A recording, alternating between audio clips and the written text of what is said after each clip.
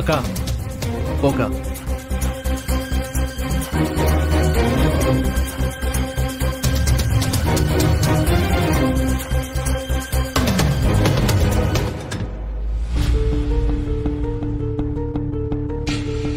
இப்ப சொல்லுங்க சார். நீதான் நான் சொல்லணும். நேத்துல இருந்து என்கிட்ட ஏன் ஒரு மாதிரியா நடந்துக்கிற? அப்படிலாம் இல்ல சார், நான் எப்பவும் போலதான் இருக்கேன். மனோ, நான் ஒன்னும் குழந்தை இல்லை. இப்ப ஏன் ஆதித்யாவை நீ ஹாஸ்பிட்டல் கூட்டிட்டு போறேன்னு சொன்ன? இவ்வளவு நாளா நான் தானே கூட்டிட்டு போனேன். இன்னும் எவ்வளவு நாள் சார் கூட்டு போவீங்க? அப்புறம் உங்களுக்கும் மித்ரா மேடம்க்கு கல்யாணம் ஆயிட்டா அதுக்கப்புறம் நான் தானே சார் அவங்கள பாத்துக்கணும். அதான் இப்போல இருந்தே பாத்துக்கலாம்னு முடிவு பண்ணிட்டோம். அவன் ஆபரேஷன் முடியற வரைக்கும். ஆபரேஷன் முடிஞ்சதுக்கு அப்புறம் அப்ப மட்டும் நீங்க அப்பா இல்லைன்னு சொன்னா ஆதித்யா ஏத்துப்பானா சார்? என்னைக்கா இருந்தாலும் நீங்க இல்லாம அவ இருக்க பழகிதானே ஆகணும். அதை இப்போல இருந்தே பழகிக்கிட்டோம் சார். நாங்களும் பழகிக்கிறோம். யாருக்குமே இந்த நிலைமை வரக்கூடாது சார். எங்க அக்கா ரொம்ப பாவம் சார். நீங்க ரொம்ப நல்லவர் தான்.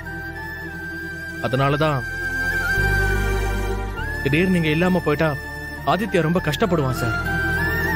அதான் இப்போல இருந்தே அவனை நான் பழக்கப்படுத்துறேன்.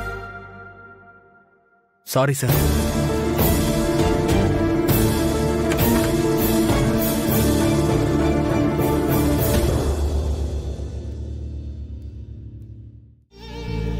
இந்த விஷயத்துல நீ, அம்மா, பாட்டி, லதா எல்லாருமே ஒரே மாதிரி தான் இருக்கீங்க.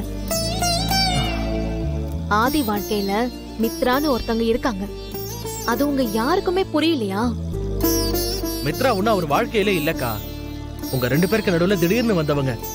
எப்படி திடீர்னு வந்தாங்களோ அதே மாதிரி திடீர்னு காணாம போயிடுவாங்க. கா, இது உன் வாழ்க்கைக்கா. உனக்கும் ஆதி சாருக்குமான வாழ்க்கை. இதுக்குள்ள மித்ரா மட்டும் இல்ல, வேற யாரு வந்தாலும் விதி அவங்கள உள்ள விடாது. நல்லது நடக்கும் நினைக்கா, நல்லதே நடக்கும்.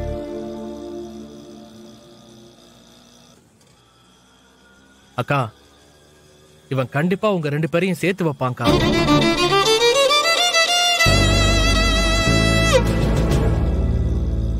இவன் தான் அவன் அம்மாவையும் அப்பாவையும் ஒன்னு சேர்த்து வைக்க போறவன்.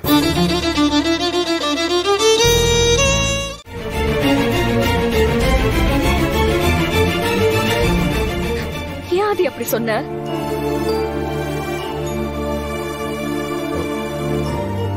I'm extremely sorry, Mitra. நான் ஏன் நீ அப்படி சொன்னேன்னு தான் கேக்குறேன். அதான் சொன்னேனே மித்ரா, எனக்கு இப்ப கல்யாணம் பண்ற மைண்ட் செட்டே இல்ல. போய் உனக்கு என் மேல இருந்த லவ் சுத்தமா போயிடுச்சு. என்ன நீ வெறுத்துட்ட. அதனாலதான் இந்த கல்யாணம் வேண்டான்னு சொல்ற.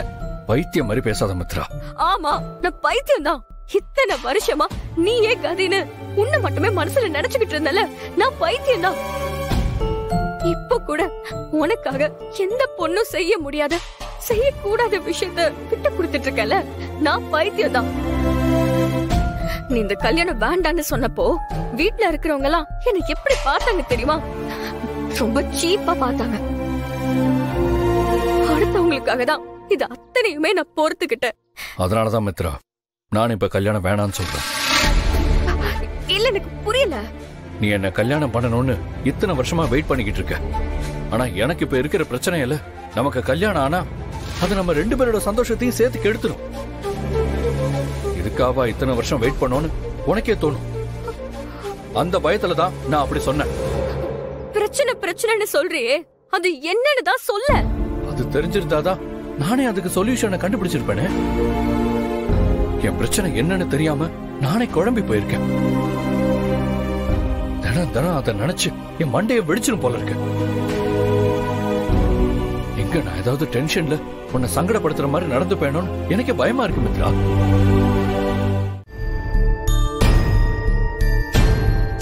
என்ன மனோ, உங்ககிட்ட தானே கேக்குறேன். ஆதித்யா அங்க?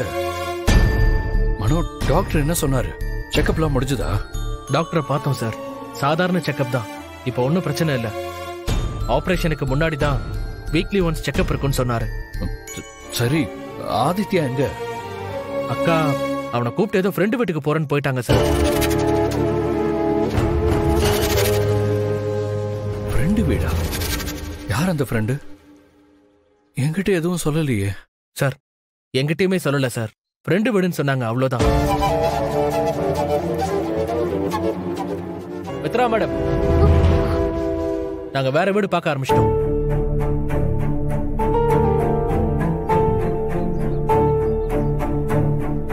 மேக்ஸிமம் 1 வீக் உள்ள நாங்க காலி பண்ணிடுறோம்.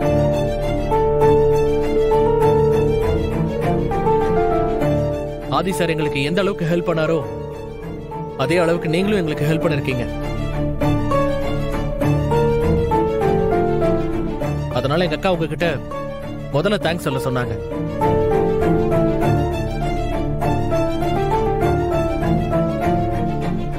தப்பா எடுத்துக்காதீங்க மேடம், நீங்க 2 பேரும் நல்லவங்க தான். ஆனா வீட்டுல நடக்கிற பிரச்சனை எல்லாம் பார்த்துக்கிட்டு எங்களால நிம்மதியா இருக்க முடியல. அதான் வேற வீட்டுக்கு போலான்னு முடிவு பண்ணிட்டோம். இல்ல மனோ, ஆதித்யாக்கு ஆபரேஷன் முடியற வரைக்கும் நீங்க இங்க இருக்கலாமே. வேண்டாம் சார், எப்படியும் நீங்க அவனுக்கு அப்பா இல்லைன்னு தெரியும் போது அவன் ரொம்ப உடைஞ்சு போயிடுவான்.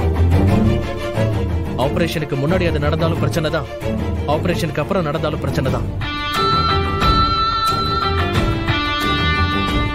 சார் இப்ப இருந்தே அவனை சரி பண்ண ட்ரை பண்றோம் சார். குழந்தை உயிர் விஷயம் இல்லையா, தப்பா எதுவும் நடந்துடக்கூடாது சார்.